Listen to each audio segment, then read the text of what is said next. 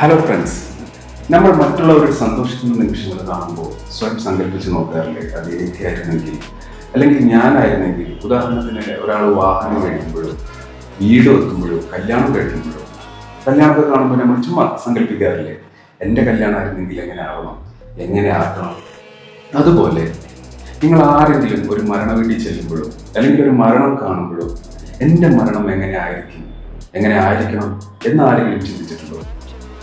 ഞാനത് ചോദിക്കാൻ കാരണം ഈ ചെറിയ ജീവിതത്തിൽ ഒരുപാട് പേരെ ചതിച്ചും വഞ്ചിച്ചും പറ്റിച്ചും ആരോപണം ചെയ്തും ദ്രോഹിച്ച് ജീവിക്കുന്നവരെ ഞാൻ കണ്ടിട്ടുണ്ട്. അതുപോലെ നിരവധി പേരുടെ വെറുപ്പിനും വിരോധങ്ങൾക്കും കാരണക്കാരായി ജീവിക്കുന്നവരെയും എനിക്കറിയാം.